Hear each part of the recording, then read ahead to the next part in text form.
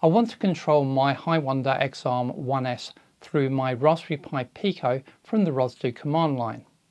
I'm going to do that at joint level for now, but I want to instruct all 6 joints in the same message. So I've chosen to use the ROS2 JointJog control message. Let me show you how. Hi, I'm John, your concierge to the world of the Raspberry Pi Pico, robotics, IoT and other fun tech. This is my 3-minute summary on ROS2 joint states and control from HiWonder XARM 1S using a Raspberry Pi Pico and MicroROS. If you have time, why not check out the full video? The XARM 1S is a 6 degrees of freedom ARM. I did a previous video showing its assembly and another mapping its joint angles to a model in ROS2. Now I want to control the joints through ROS2. I'm taking the strategy of controlling the XARM to ROS2 via a Raspberry Pi Pico, running some firmware based on MicroROS.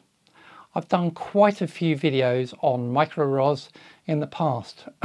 Why not take a look? To set all of the servo positions in one message, I'm going to use the JointJog control message in ROS2.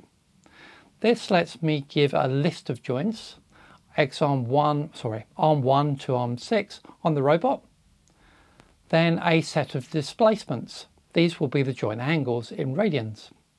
Finally, a duration in seconds to make the move. I need to set up the message in MicroROS on my Pico to subscribe to the topic JointJog and provide an executor to receive the message.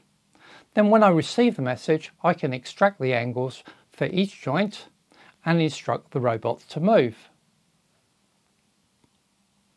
From the command line, I can publish a JointJog message like this, giving it the name of all of the joints, their angles and the duration.